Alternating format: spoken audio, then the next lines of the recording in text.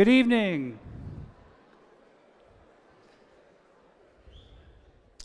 Welcome to George Fox University. My name is Carlisle Chambers. I am the chair of the Department of Biochemistry and Chemistry. And along with my colleagues from my department, as well as the faculty in the Department of Biology, we are very pleased to welcome you to the 2020 Dalton Lecture. We're glad that you're here, and we're really looking forward to our speakers' talk this evening. I have just a couple of introductory comments, and then I will introduce Dr. Bob Harder, who will come up and provide the formal introduction for our speaker this evening. Students, I'm really glad you're here, but you also know that this is an opportunity for you to obtain chapel credit, right? So, in order to obtain your chapel credit, though, you need to fill out a form that's available on the my.georgefox.edu site within 48 hours after the event. So make sure that you remember to take care of that task.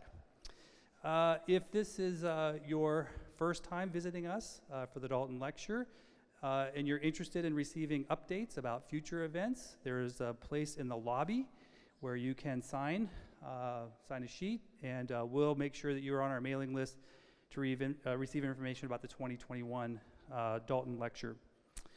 We also would like to invite everyone to visit the student poster session, which is in the lobby immediately following our presentation.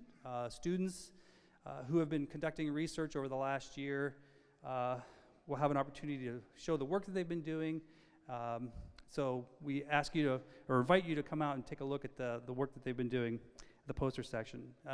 And if that wasn't enough, just the poster session, there will also be some desserts as well, right? So, and a special note just to our student researchers, if you would make your way near the end of the Q&A session so that you're in place when everyone's released, that will be great. It's now my pleasure to introduce Dr. Bob Harder, the Dean of the College of Engineering, who will provide the formal introduction for our speaker this evening.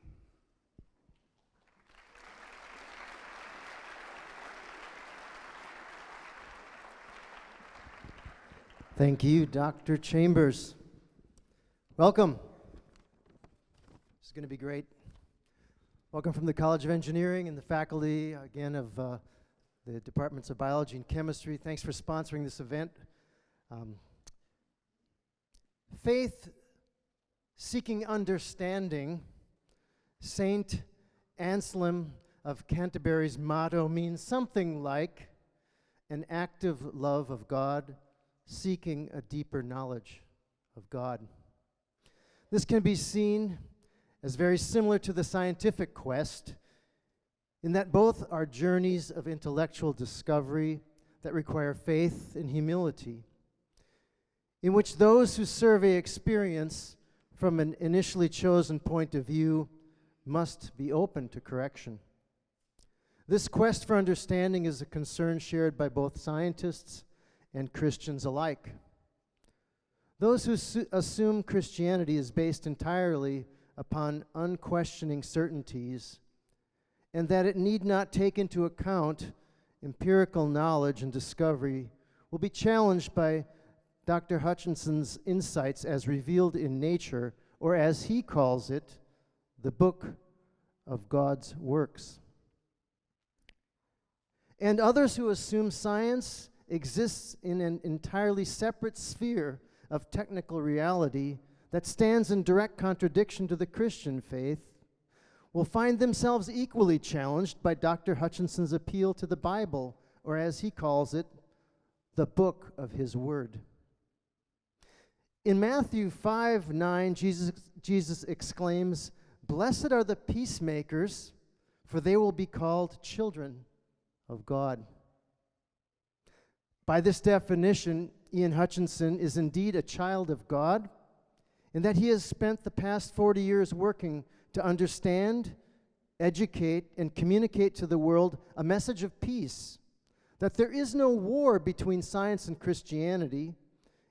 In this sense, he has been a true peacemaker, speaking with authority and humility to both audiences. Ian Hutchinson is a plasma physicist and professor of nuclear science and engineering at the Massachusetts Institute of Technology. Born in England, educated at Cambridge, and he received his doctorate from Australian National University. His research group explores the confinement of plasmas hotter than the sun's center, aimed at producing practical energy from nuclear fusion reactors, the energy source of the stars. A frequent Veritas Forum presenter, Ian has written and spoken widely on the relationship between science and Christianity. The author of over 200 research articles and books, some that include Principles of Plasma Diagnostics and Monopolizing Knowledge. His most recent book, which came out in 2018, is called Can a Scientist Believe in Miracles? An MIT professor answers questions on God and science.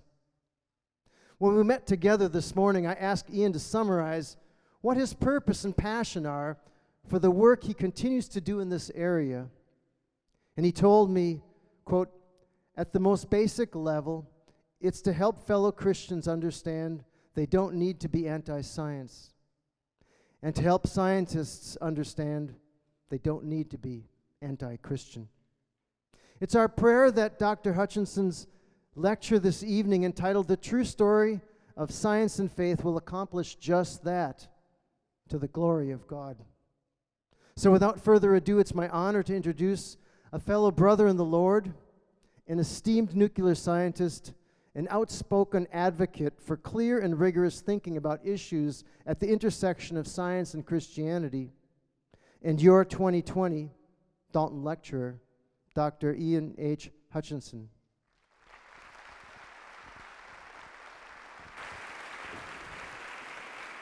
Thank you.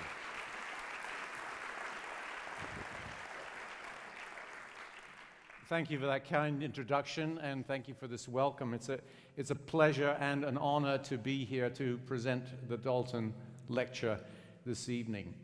I want to say that, first of all, can you turn the mic down? I want to say that I find one of the most interesting things about these types of talks to be the questions. And so I hope that as we go through, you'll have questions and that you'll feel able to answer them at the end of the talk. And I'll try to leave enough time to answer at least some of those questions, but don't be shy in doing so. We're still booming a little bit, so please turn the mic down a little bit more. Thank you. A few years ago, a scientist friend at my church told me how his son, aged about 9 at the time, arrived home from school one day and announced, "I can't be a Christian, Dad, because I want to be a scientist." Our church congregation includes many academic and industrial scientists and engineers, including the boy's own father, actually, who model a rather unproblematic combination of a sincere Christian faith and a professional life in science. So where did this young person get his idea from? It's possible that a teacher at the public school had made a remark implying the incompatibility of science with Christianity, but there are so many other likely sources in our society, in movies, in media, in the internet.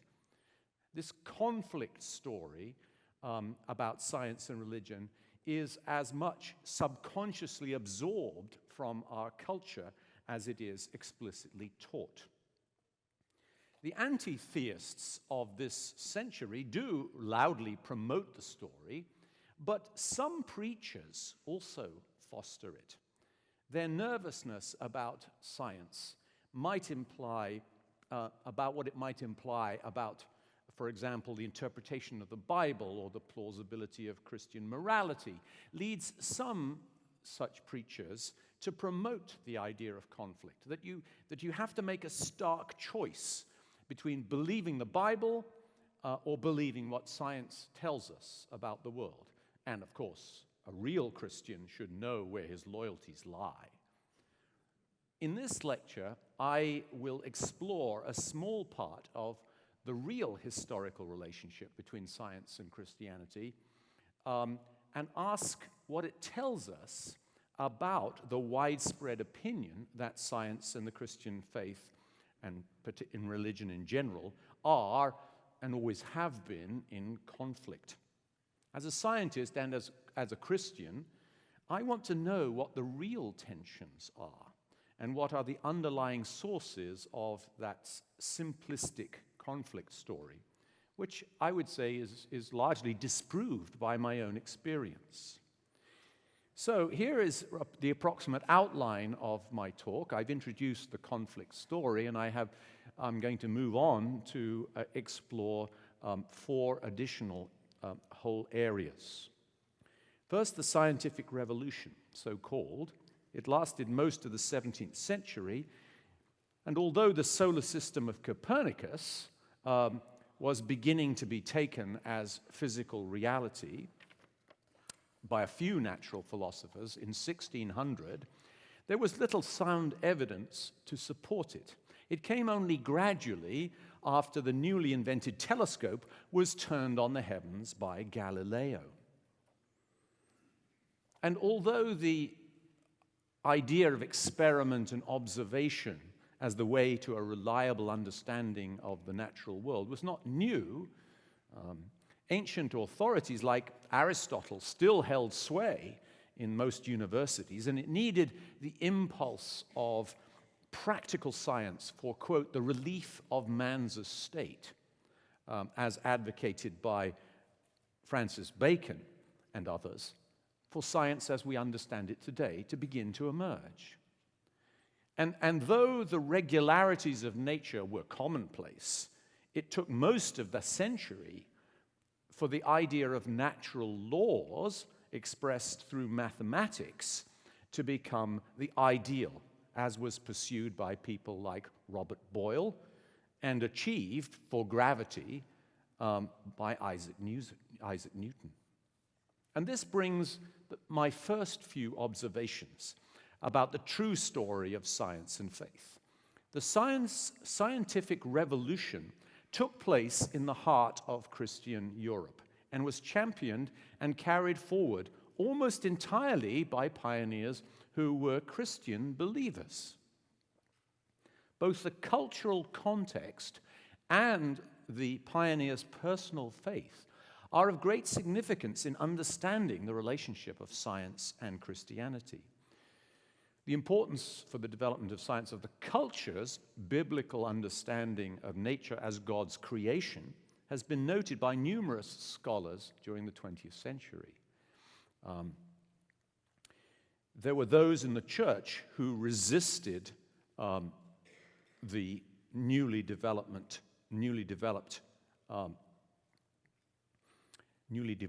natural philosophy, but to portray the main story as a battle between the clerics' resistance and the free thinking of scientific martyrs, such as is done, for example, recently in the popular TV remake of the Cosmos series.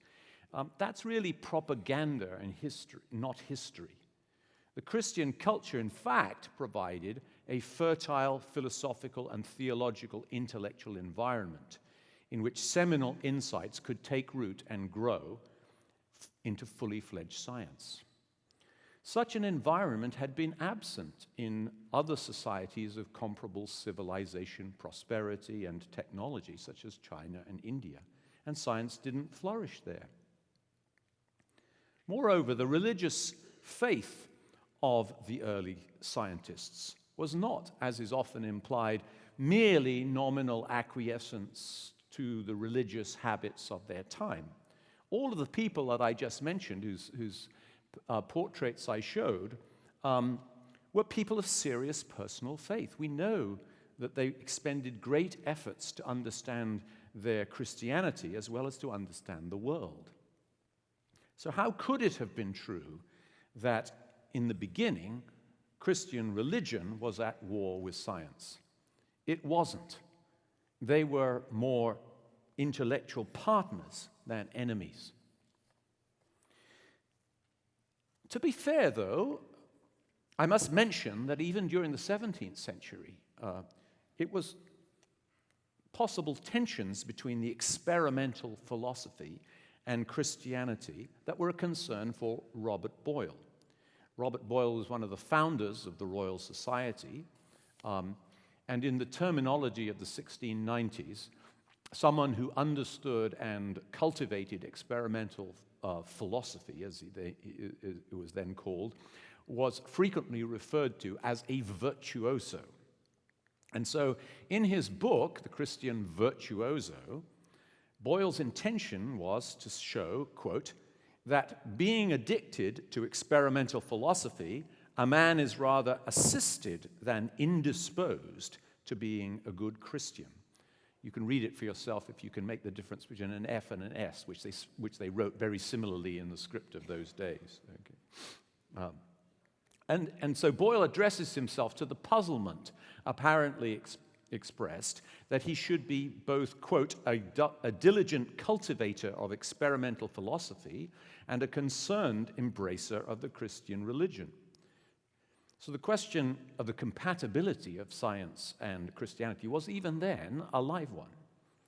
But the danger Boyle addressed was less that of a philosophical atheism than it was of a practical atheism, using science to justify anti-religious preferences.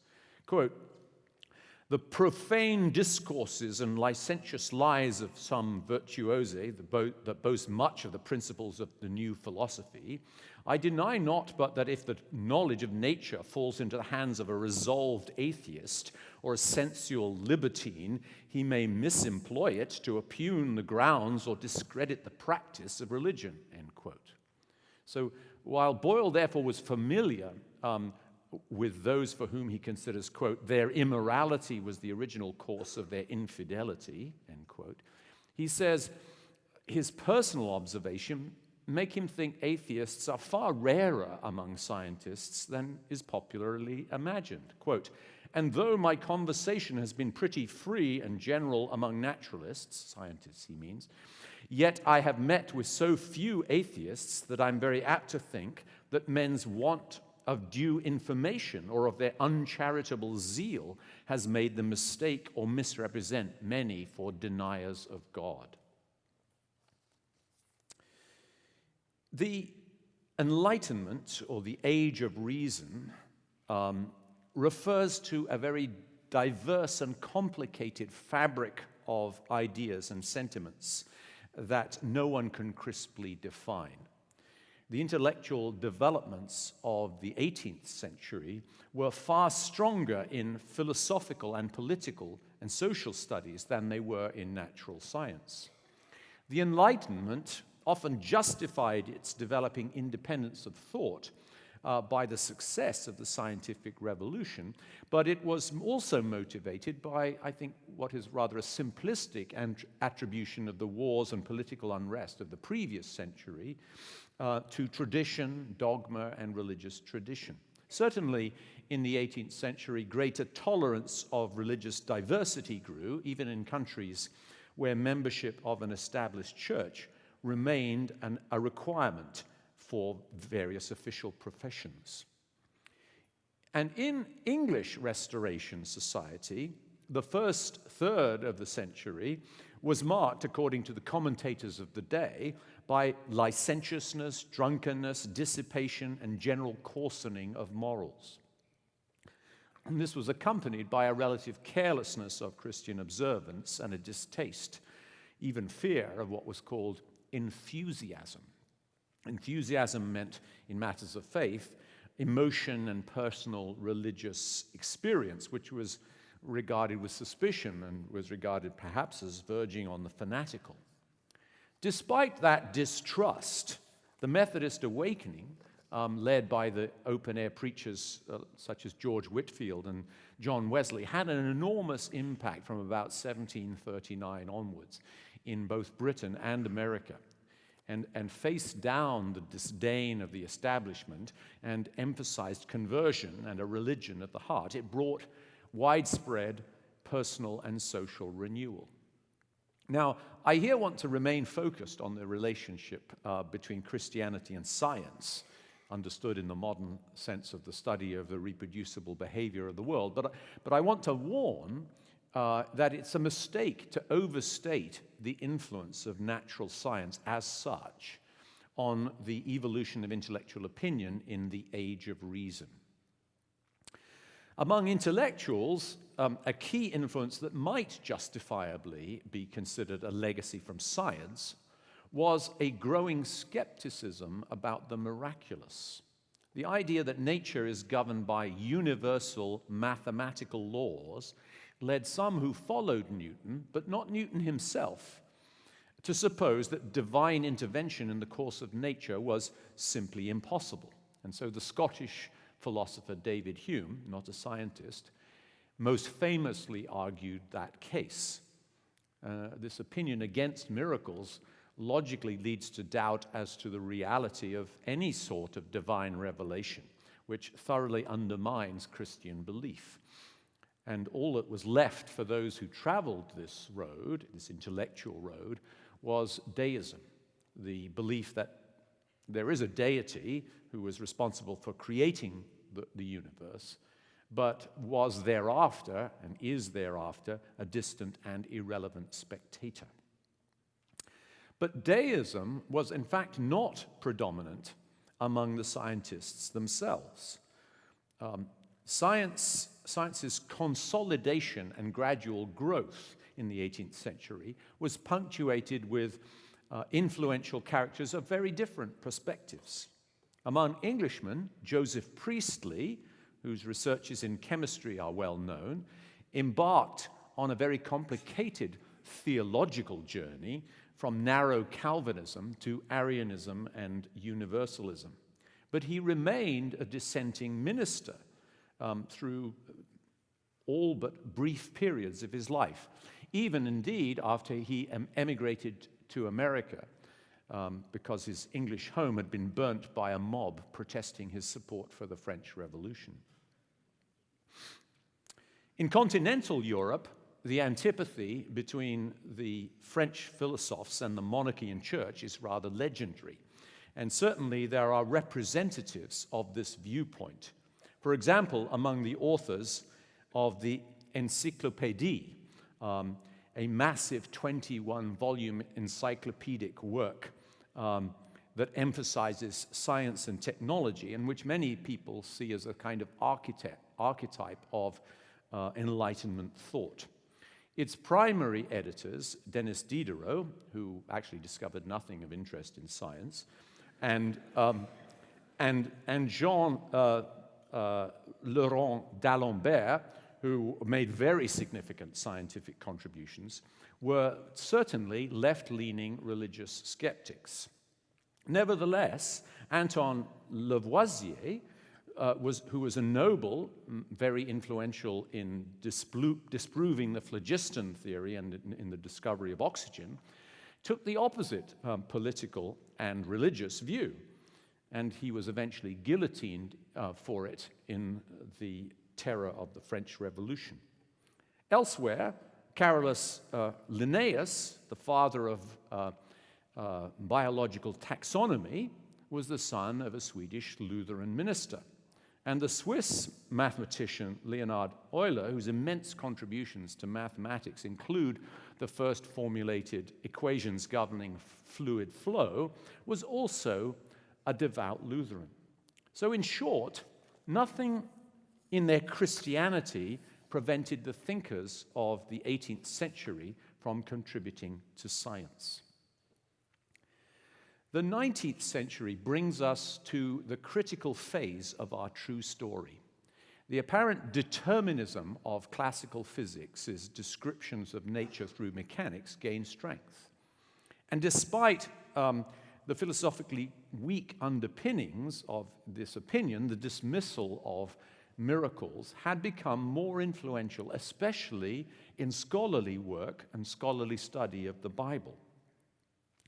And at the same time, the evidence was beginning to be persuasive from geology that the earth was of great age, far older than the approximately 6,000 years that a literalistic interpretation of the early chapters of Genesis traditionally implied. The old scientific theory of catastrophism, which interpreted geological observations through models of instantaneous creation and sudden catastrophic changes, sounded a bit more in line with Noah's flood and the rest of Genesis than its scientific rival, the emerging uniformitarianism. This new theory explained geological strata, such as the ones I'm showing here on the right, in terms of being the result of the same physical processes of erosion and deposition that we see today, except active over eons of time, during which periods of slow uplift of the Earth's crust transformed previously submerged seabeds into mountains. These simultaneous challenges concerning miracles and natural history to biblical authority tended to polarize opinion in the church as well as in science. And so, just as disputes about Bible interpretation in Galileo's time had complicated the response to the Copernican implication that the earth moves around the sun, in contradiction to a naive interpretation of Psalm 104, he set the earth on its foundations and it can never be moved. So it was with the age of the earth and with the ideas of Charles Lyell, a Scottish professor of geology at King's College London and the most influential champion of the now accepted uniformitarian viewpoint in geology, and who, like Galileo, by the way, was a serious and remained a serious Christian. So the foreground arguments were about science, but biblical interpretation arguments were an influential background. Moreover, a new and different problem was brewing that would later in the century break forth into even more divisive controversy. Christian intellectuals had sought justifications for their faith that satisfied the empiricism and the growing scientism of their age, and they found what appeared to be unanswerable rationale for the faith in the argument for design. This was most popularly represented by William Paley's natural theology, which pointed over and over again to the enormous diversity and the exquisite adaptation of the biological world, and proclaimed that in this, nature showed forth beyond any doubt the hand of a designer God. Darwin's Origin of Species, published in 1859, was a bombshell because it put forward persuasively the scientific case that natural selection and common descent were sufficient natural explanations of diversity and adaptation in the biosphere. That meant design couldn't be indubitably identified in biology. It greatly weakened that intellectual argument from biological design. Once again, Christians were divided as to their response. Some, like Harvard professor of botany, Asa Gray, found nothing threatening or atheistic about the theory. Others, like Gray's Harvard professorial colleague, Louis Agassiz, opposed it in part because he had a commitment to the separate creation of each species. And especially in America, arguments about evolution inside and outside the church were fierce, and I'm sure you're mostly aware of, they went on for centuries, at least a century. At the same time, two related intellectual reorganizations, though, were taking place in the 19th century. One was that science was becoming a profession, Rather than being carried out by natural philosophers whose amateur scientific researches were supported by their own resources or by wealthy patrons, or as a sideline to their regular profession, quite often as clerics, science was becoming increasingly a full-time job.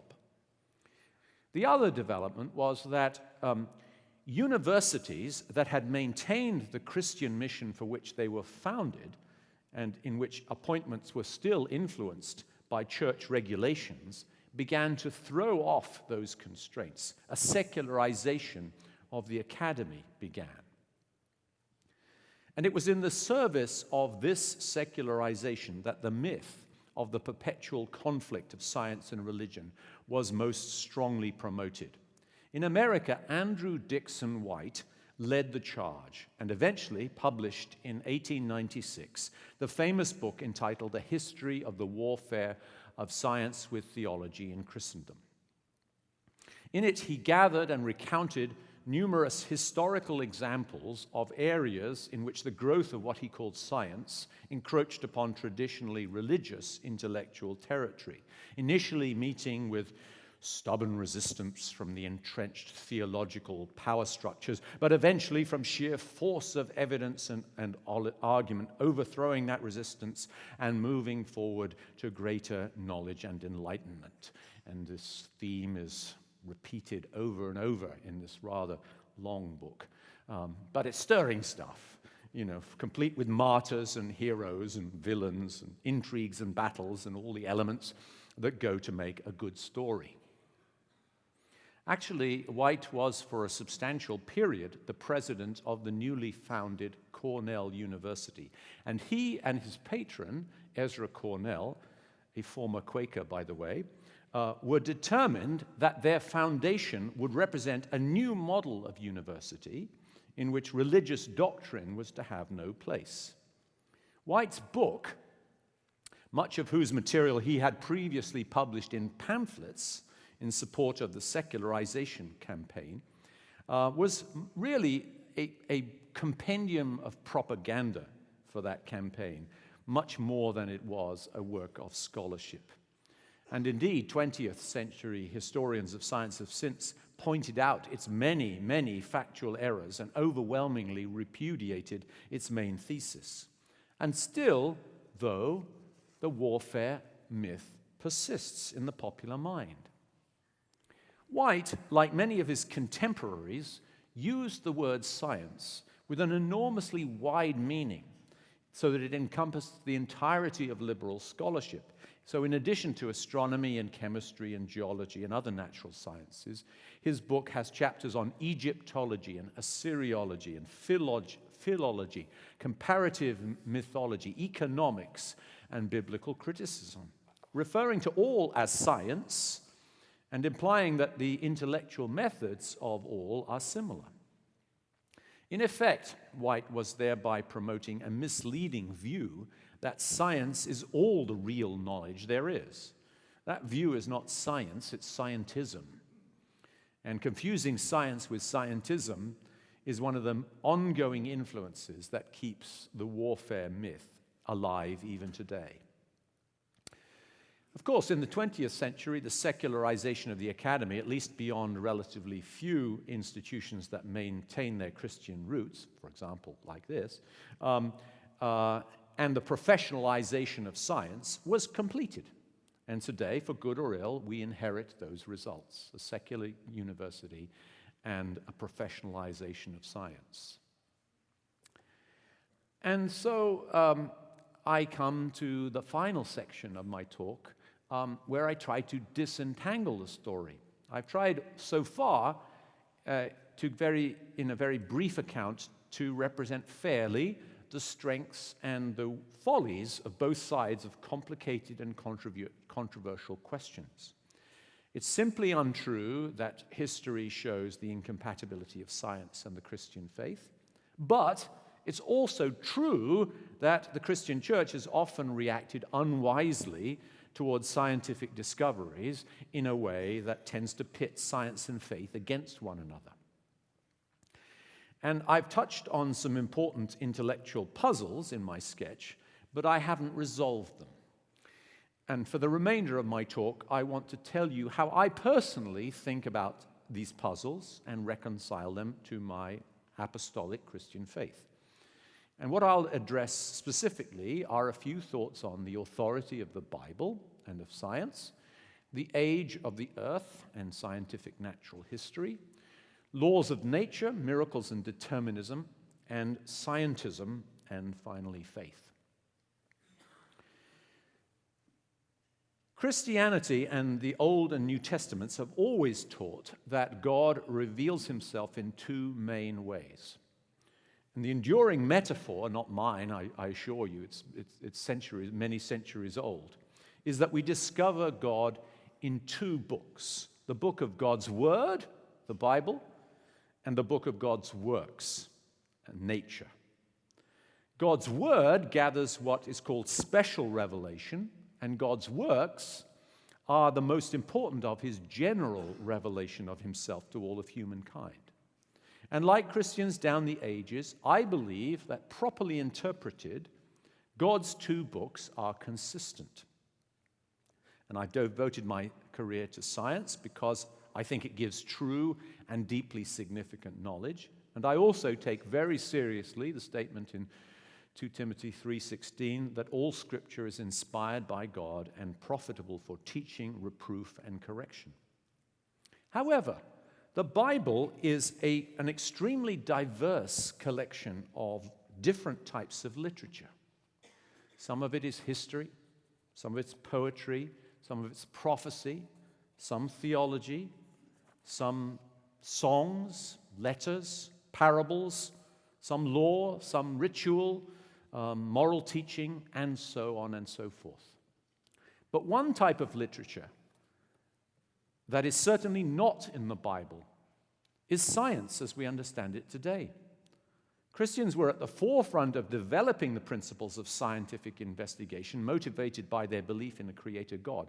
But nothing in the Bible purports to give what would be recognizable as a scientific description of an experiment or a theory in the manner expected of a scientific journal or textbook. So the first principle, I believe, that we ought to bring to understanding the relationship between the Bible and science is that the Bible should not be treated like a science text. Unfortunately, that principle has been disregarded by a substantial number of Christian interpreters as well as by atheists. Essentially, no scientist, Christian or not today, sees the Bible as a source book from which to derive the specifics of science. Science's reliance instead upon repeatable experiments and observations historically required a break with scholasticism's reliance upon ancient written authorities. And yet, general philosophical and theological viewpoints are relevant to science and have influenced its development. And the biblical worldview was a fertile climate in which science, as we know it today, first flourished. So to find out about the natural world, we should go to the book of God's works, but not because it's inconsistent with his word, properly interpreted, but because his works themselves are glorious and revealing in themselves. So when there appears to be some inconsistency between the two books, I conclude that the problem lies in interpretation, either of science or of Scripture. I observe that the Bible being inspired doesn't guarantee that all of its interpretations are correct. I don't believe that there is such a thing as a totally literal reading of any text, because all language requires interpretation, depending on metaphor and figures of speech and so on. So when the Bible, or anyone else for that matter, speaks about the sun rising, we do not rush to correct their error and say, no, it's really the earth rotating. Nobody speaks totally literally or reads the Bible totally literally. When Jesus says in John chapter 15, I am the true vine, is he saying that he's a creeping plant with green leaves and brown stem? No, of course not. It would be a silly mistake to interpret it literally. So interpretation is sometimes uncertain, so we should have some humility about it, and we should use the two books to help interpret each other rather than pitting them against each other. I've already alluded to one example of a tension that arises between reading the Bible if it were science and what we now know from science itself, and that's the age of the earth and the 6 days of creation. To suppose that the first chapter of Genesis is meant to document scientifically the creation is a complete anachronism. Regardless of science, even the early church fathers recognized that the internal inconsistencies of approaching the early chapters of Genesis in a literalistic way like that was a mistake, and they offered, in addition, figurative interpretations of Genesis. And by the way, all preachers do as well today.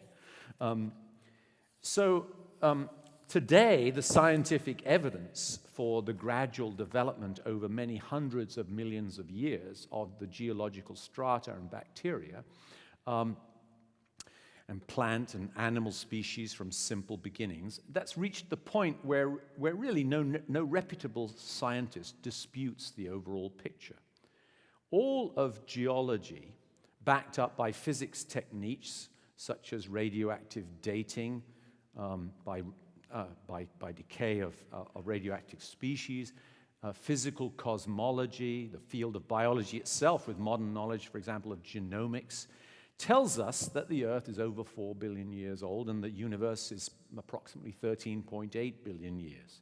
The scientific facts, as we now know them, are in contradiction with an interpretation of Genesis 1 as speaking about 6 literal 24-hour periods. But that shouldn't cause Christians alarm. The purpose of Genesis, as it spoke to the ancient Hebrews, was not to tell them how God created the world, but that he created it. It was to make crystal clear that their God was not a tribal deity like the gods of the nations around about them, but that the one God was the creator of everything. Now, perhaps that may seem too obvious to us today, since we've got 3 millennia of monotheism to look back on. But it wasn't obvious to them, and it was very important. And actually, it remains an important reminder today of God's sovereignty to us. A familiar skeptical argument runs something like this. Long ago, people didn't understand the workings of the natural world, and many things seemed to them miraculous. Now science has shown that the world is governed by inviolable universal laws, so it's impossible to believe in miracles. Well, let's not dwell on the fact that people in ancient times were well aware, in a practical way, of the consistent working of nature. So they certainly didn't think that most phenomena were miraculous, even if they didn't understand their causes. Instead, let's ponder this idea of the laws of nature.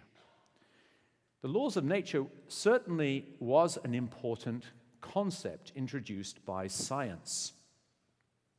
One point to note immediately is that the idea of laws of nature originally referred, in direct analogy to human laws, to the dictates of a lawgiver, to God's commandments as a lawgiver.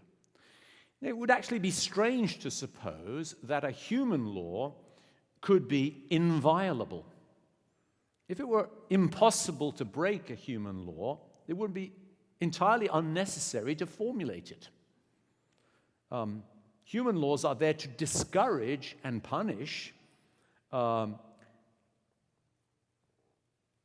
actions that are possible but undesirable. Human laws are intrinsically, if you like, violable. So the idea of nature governed by universal law is sometimes called Newtonian science. But Isaac Newton himself thought, incorrectly as it turns out, that God, on occasions, had to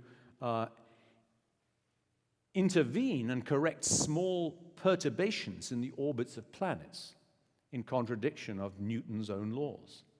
So historically, successful science didn't require the laws of nature to be inviolable. But still, the remarkable success of science's description of nature does show that the laws of physics are obeyed pretty much all the time. All of our technology develops and depends upon physical laws. And our technology is amazingly reliable. So the issue here, I think, boils down to whether pretty much all the time or amazingly reliable really means an absolute without fail. If it did, then one might conclude that a miracle that breaks the laws of physics is impossible. And Christianity is, perhaps more than most religions, a faith that is based upon the miraculous action of God in history. If miracles are impossible, Christianity is in trouble. My response to this challenge is in outline this. First of all, science seeks to understand the world insofar as it behaves repeatably following natural laws. 2, successful science requires only amazingly reliable and not without fail behavior, and actually it can't distinguish between those two. 3, if there are aspects, there certainly are aspects of the world that don't behave reproducibly, then they can't be investigated by the methods of science. 4, miracles are intrinsically unreproducible events, which science, therefore, is incompetent to prove or disprove, since it relies upon reproducibility. 5, I've seen some pretty remarkable events in my own life, which I interpret as extraordinary acts of God, and I'm sure the same goes for lots of people in this room today. And finally, the Bible sees miracles as extraordinary acts of God, regardless of whether they are contrary to the normal working of nature. So I think miracles are possible. A related issue is this question of determinism. The equations governing physics are deterministic in the following sense, that if you take the equations, you give them initial conditions, you can, in principle, solve the equations and project forward in time and hence predict the future. And if the universe is deterministic in that sense, the question arises, how could God act in it? For that matter, how could humans act in it, or be said to act in it, if they're just wetware following deterministic equations? So doesn't determinism, therefore, undermine virtually all the teachings of Christianity and indeed of most religions? My response is this, that the critique that I've just offered might have seemed serious in the context of 19th century classical physics, but that physics has changed. 20th century physics has emphasized chaos theory, which shows that the classical equations are not as soluble as people once thought, and indeed has introduced quantum mechanics, and quantum uncertainty means that even though our equations might be deterministic, the universe doesn't yield its full behavior to those equations. In other words, those equations are do not completely describe what the universe is actually doing.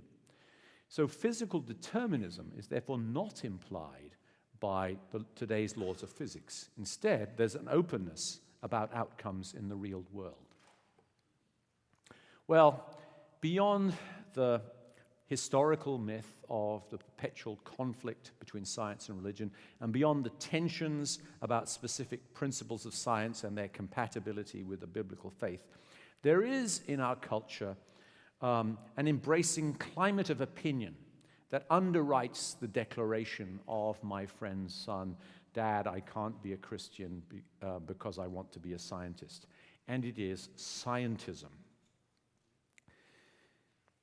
The excessive reliance on science, the belief that the totality of human knowledge comes from following the methods of the natural sciences. The reductionistic view that when we know the component parts of something and how they interact with one another, we know all there is to know. That view, influential though it is a ghastly intellectual error. At the very least, I'll draw attention to the fact that this lecture has been almost entirely history and not science. So I hope I've conveyed some knowledge, nevertheless, today. Science does give true knowledge, but knowing the truth requires much more than science and must be pursued in all of our diverse intellectual endeavor. But what about faith? I've hardly touched on it in this talk, but I need to, however briefly. The word faith has three strands of meaning. They are belief in propositions, trust in a person or thing, and loyalty to a personal principle. Now, those who denigrate faith usually focus on the idea of belief without or even against evidence. But faith is belief and consistent action sustained by evidence, however incomplete, even in the face of uncertainty or in the face of adversity. In that sense, faith is an integral part of science, as it is of all our understanding. But when it comes to the Christian faith, it is the second and third meanings, trust and loyalty, that are the most important. Trust and loyalty are not just correct intellectual concepts or doctrinal purity. Those are the things that sustain individual Christians in their spiritual life. Trust and loyalty. Trust and loyalty are developed by spiritual disciplines of worship, prayer, fellowship, Bible study, service. They help us to know God, the Father, Son, and Holy Spirit, not just to know about God.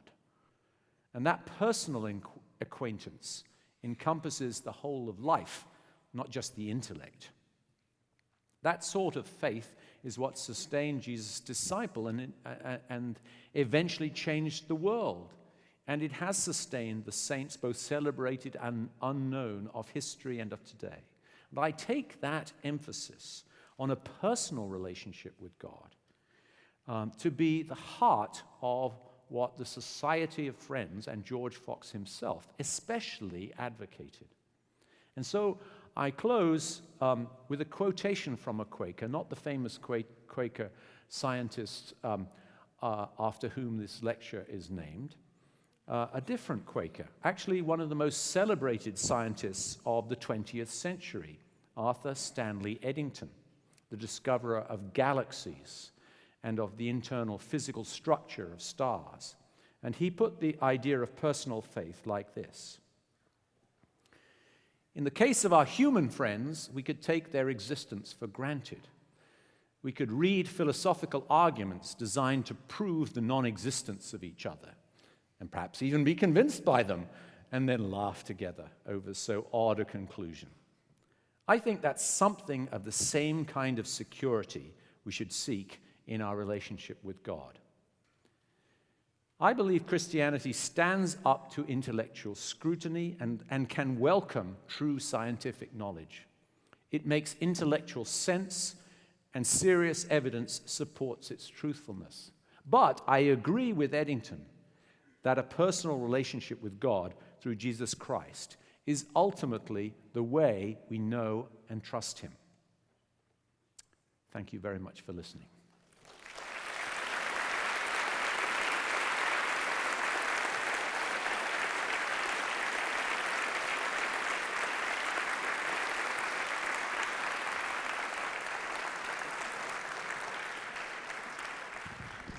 So we have time for some questions. There are microphones here at the end of each aisle. So if you have a question for our speaker, please make your way forward and ask your question.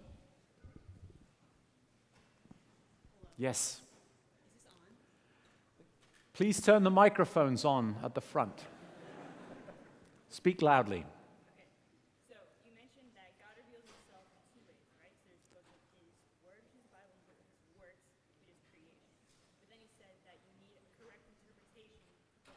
Yes? Where you get that interpretation from? So did you hear the question? In the case of God's Word and God's works, I said we need interpretation. The question was, where do we get that interpretation from? The answer is, we have to work at it. It isn't handed to us, and that is one of the great difficulties. The anti-theists of today are bound and determined to interpret science as if it disproves religion. That is their interpretation, with which I think there are great difficulties and intellectual shortcomings. But similarly, there are people who interpret the Bible, and I don't wish to pick a fight with them, okay, but who interpret the Bible and have done over history as being of literal 6 days of creation. That might once have seemed a viable interpretation. Given what we know about God's works, it doesn't seem like an appropriate interpretation these days, and I don't think it's a very profitable one, whether it's literally true or not. How are we doing with that mic? Have we given up? I think It's working. Does it work now? No. Let's have a question from the other mic. Thank you for that question. Sorry that you couldn't be heard. Thank you for your lecture. Thanks for coming out. This is a question that relates specifically to your field in nuclear fusion or quantum mechanics, that kind of thing. There's been amazing developments in that area in the last 50 years, and, well, 100 years.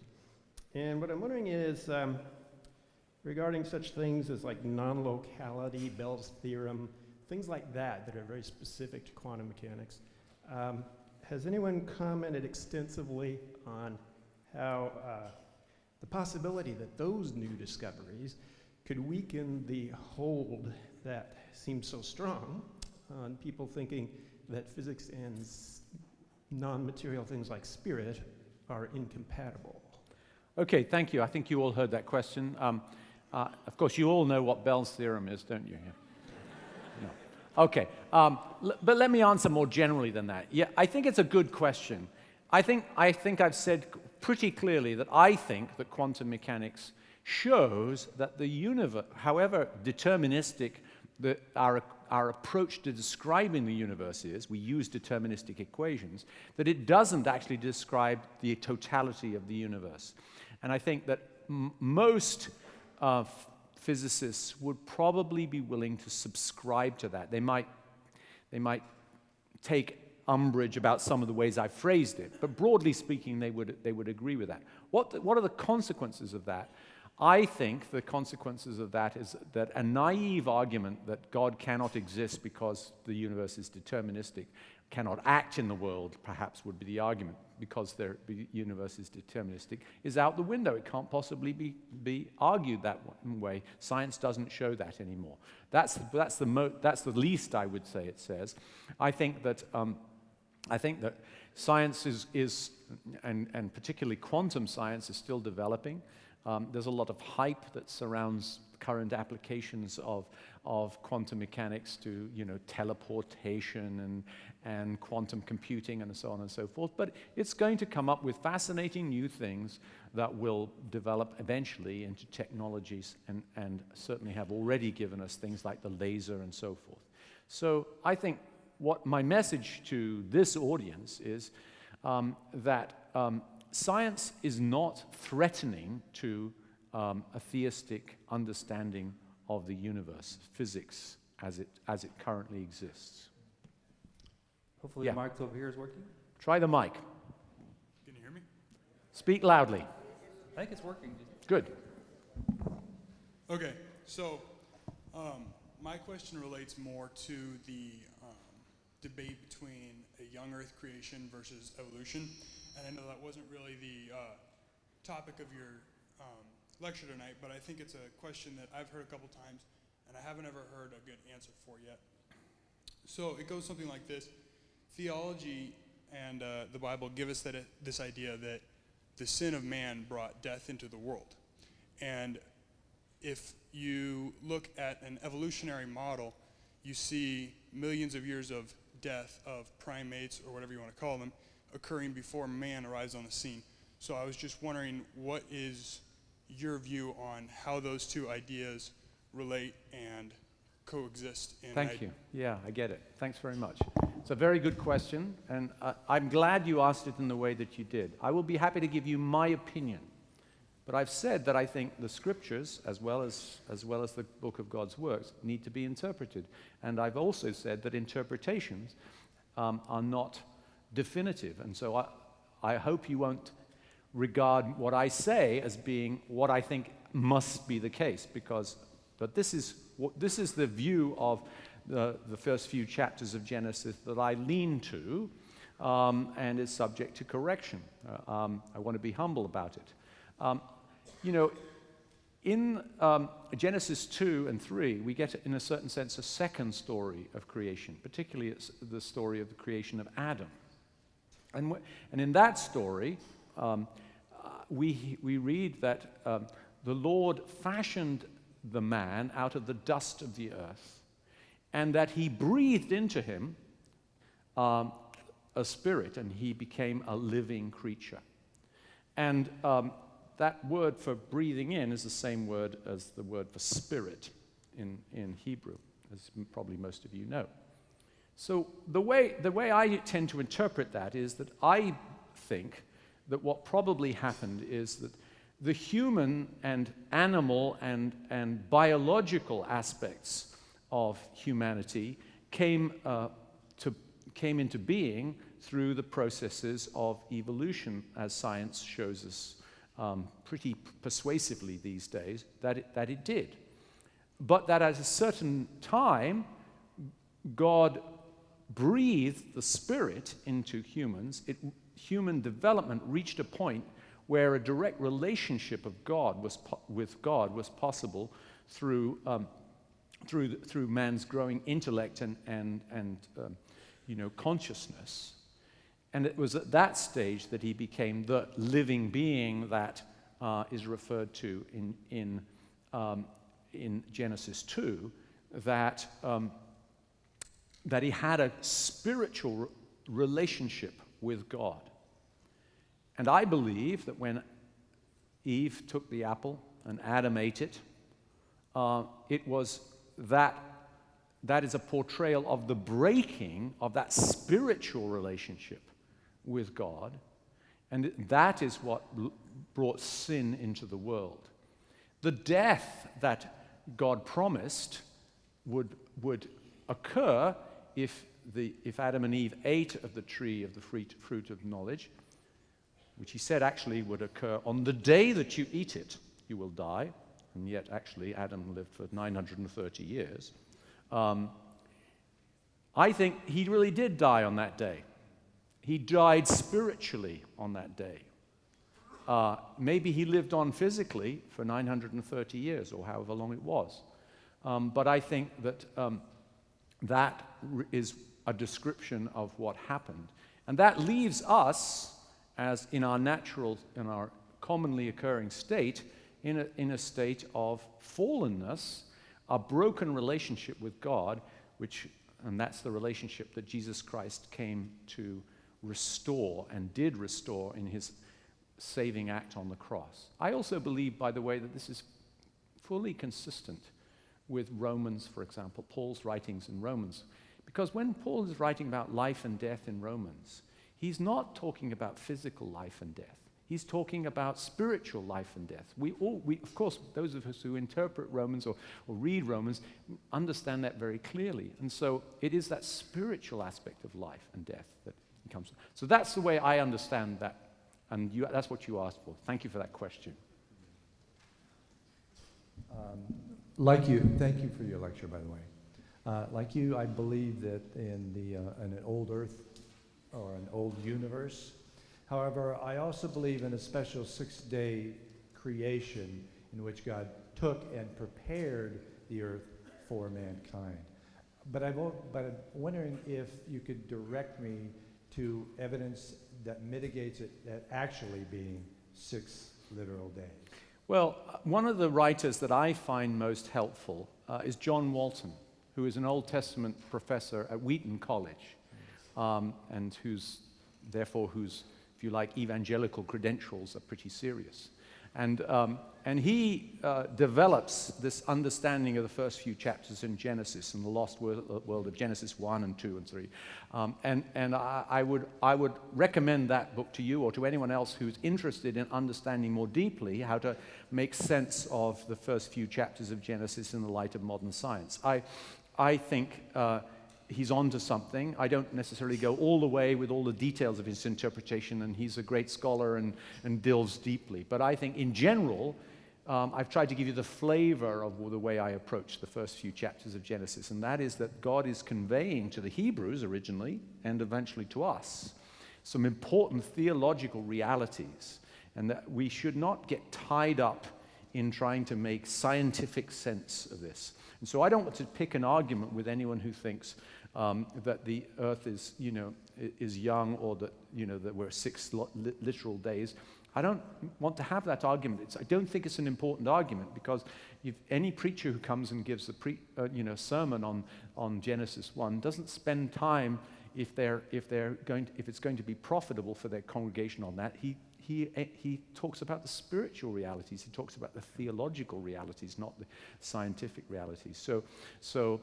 But I do recommend to you John Walton. Thank you. Can I, just as a follow-up, then how would the Cambrian explosion then fit into that? Because it seems that from my understanding of that is that it's a strata of time into which all the flora and fauna kind of came into being, like right now. Yeah, so does everyone know what the Cambrian explosion was? Sort of about very roughly 600 million years ago, there was a great and enormously quick, in geological time, development of biological species and so forth.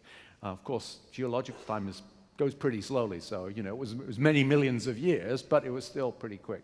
I'm not enough of a biologist or a geologist to give you a straight answer on that, so I'm going to just pass. Sorry. I think we'll take these last 2 questions. So, Thank you for your talk.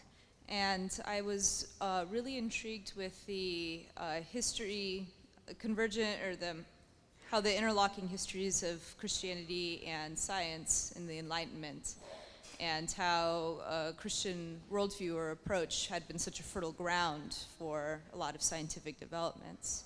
But I want to know more and get a little more specific, and I can't help but think that the Protestant Reformation had a lot to do with that too. And you referred to Christianity often as kind of a big lumped thing, and my hypothesis is perhaps that certain branches that valued experience and inquiry were maybe more fertile grounds than others. Thank you. Thank you for that comment. I wouldn't argue with it. I think there's no question that the Reformation was an important influence in those centuries. It's not the case that Protestants were the successful scientists and Catholics weren't, or anything like that. So it's not at all simplistic like that. And of course, Galileo himself was a Catholic, and so were many other important people, and including the person who first proposed the Big Bang, which is our current model of cosmology, who was a Roman Catholic priest in the beginning of the 20th century. So I think these days, actually, in many respects, the Roman Church has come to peace with science more than some of the Protestant churches have. But I'm sure that history is full of influences that go far beyond the ones that I've pointed to, and I'm not enough of an historian to know all about them. But I tend to want to take if you like, a comprehensive view, an Irenic view of science, and not make it into something that divides us as people of faith, but as something that unites us. But thank you for that remark. Thank you for joining us. It's a pleasure to have you out here. I find it interesting that you mentioned John Walton, because I was actually going to bring him up myself. He has this notion of kind of, I think, what he calls a structural versus a functional ontology, and how we can misinterpret Scripture today from the ancient context that it was being given to the people of that time. My question for you is, as we're looking at interpretation in Scripture and trying to recognize that perhaps the way we're reading it today is not the way it was meant for those people, is it possible today that the way that we are interpreting certain types of science, like carbon dating and these things, which are relatively new experiences to us, that there might be issues of interpretation within our science, or is it possible that our science is in fact infallible? Oh, science is by no means infallible, first of all, but that doesn't mean that it isn't reliable. I mean, it is amazingly reliable, and so I don't, for example, think that it's at all likely that we'll suddenly find, that carbon-13 dating is wrong. Okay? I mean, I think the likelihood of that being the case is so slim as to be not worth thinking about. In part because in science, it's not just one strand of evidence that we rely on. We rely on lots of different strands of evidence. So if you're thinking about dating, it's not just carbon-13, it's not just a particular radioactive species, it's a whole host of different sorts of evidences. And we put together this complicated and important fabric, and that fabric together, the strands of that fabric make it, once they're woven together, amazingly strong evidence. I don't mean to say that it's stronger than other types of evidence, but I think that you need to understand how powerful that is, and oftentimes it's hard for people outside of science to realize how persuasive some of this evidence is. On the question of John Walton and Genesis, I enjoy very much his emphasis on the importance of interpretation, and I insist that both sides, both of the books, require interpretation. And where interpretation becomes important in science is when we reach the boundaries of, sort of the factual, reproducible experiment type of things, and we try to say, and that means that so and so, okay? And whenever we're reaching that point, that's where we have to be careful about our interpretation. And so I think that in the case of the scriptures, there are areas where, and Genesis is one of them, where it's actually very difficult for us today to think in the way that the Hebrews thought about this. I mean, I was a visitor for 2 weeks at a boys' high school in Sydney, Australia in 2016. And it was one of the most terrifying experiences of my life. Giving talks to 200, eighth graders in a room.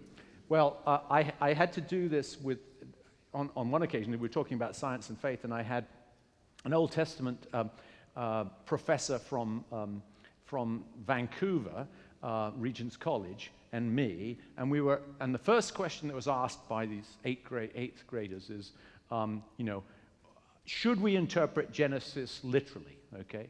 Well, I didn't know what to say, and anyway, I had a Bible scholar next to me, so he handed off the question. Okay. And the first thing he said was, it depends what you mean by literally. Literally by the standards of today, or literally by the standards, of 3,000 years ago, okay? And that, I think, was a very wise answer, because what the Hebrews understood by what was said in Genesis is very often very different from what we understand it, and the very standards of what we mean by literal are different today. And so I want to encourage everyone to have humility about interpretation.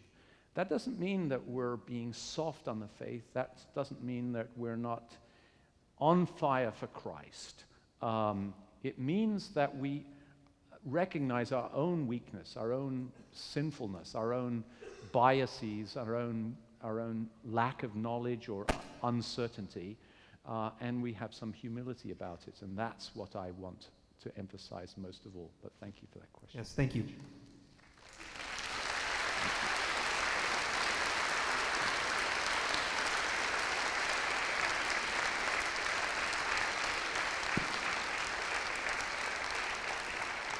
Well, Professor Hutchinson, again, thank you very much for coming to George Fox. We deeply appreciate your time, energy coming and giving us this lecture this evening. Thank you. Thank you to all of you for coming, especially on a wet, cold, rainy night. Glad that you made the trek out here. Safe travels home. Make sure you visit the posters out in the lobby and have a dessert. Good night.